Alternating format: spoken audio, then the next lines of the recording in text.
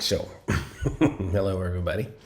Today is day 15 of Advent of Code, and this is a real simple problem. Although I think they put a couple of traps in. I didn't fall into them, but I'll let you know what they are. The problem itself is really simple.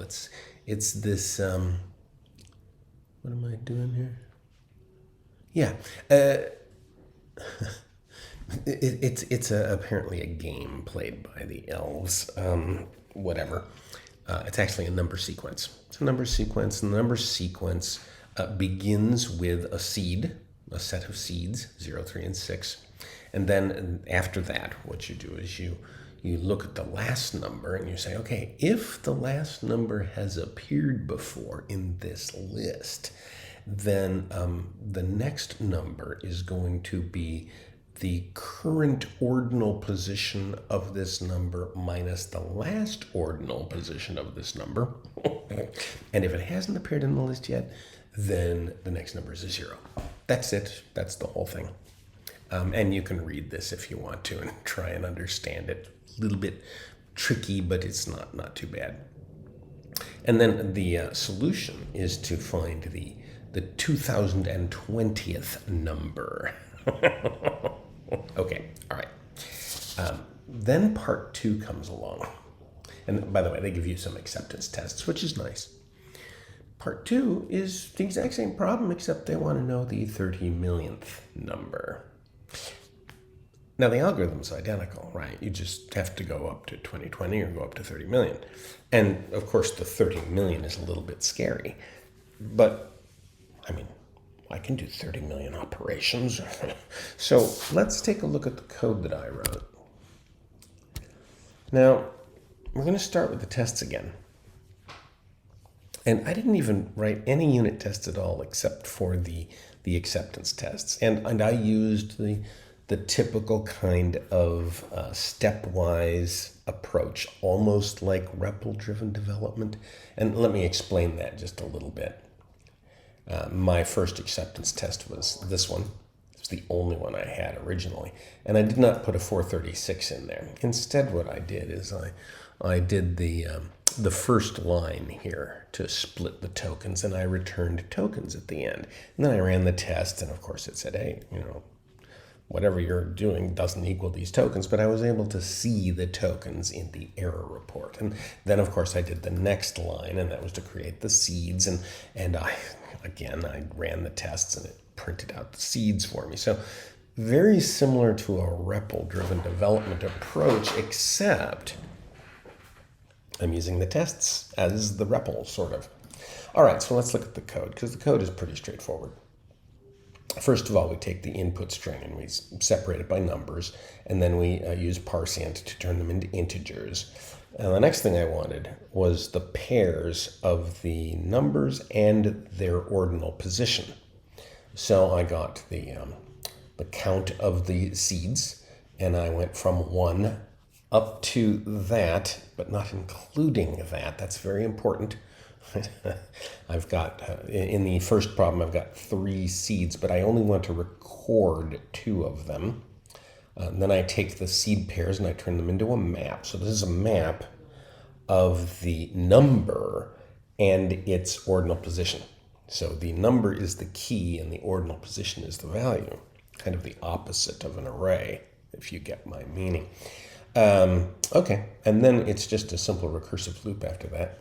And the simple recursive loop begins at the current turn, which is the count of the seeds. And yes, you can figure that out. And the last number in the list is the last of the seeds, and the turn map is the turn map that I created here.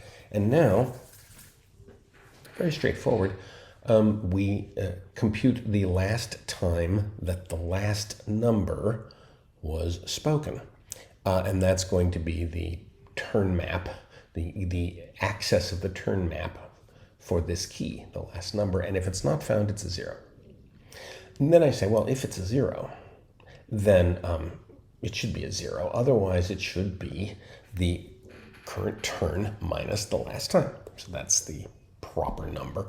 And then, okay, now I terminate. if the turn number is equal to n, and n is passed in up here, if the current number is equal to n, then I return the last number spoken. That is the number spoken on that turn. Otherwise, I recur, incrementing the turn with the number, the last number, this number spoken, this number created here, right? And I put the last number spoken and its turn into the map. That's it. That's the whole algorithm. And it works just fine, and it solves all of them. It solves part 1, it solves part 2. I can go to 30 million, I can go to 2020. It works just fine. It takes 30 seconds. So what? I mean, that's like a half a millisecond per iteration.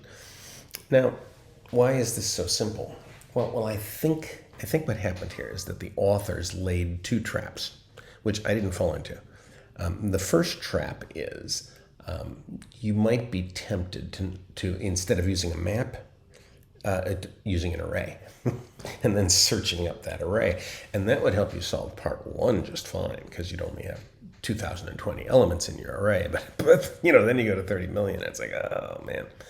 So that may have been their first trap. The second trap, a lot of people wouldn't fall into because they're using an iterative language like Java or C++ or something like that. But if you're using a functional language, you could have fallen into the trap of not using tail recursion. Now, in Clojure, most of the time you do use tail recursion because Java can't do tail recursion anyway, right? It doesn't have can't do the tail call optimization. So in Clojure, they kind of fake it with this recur macro or this recur special form.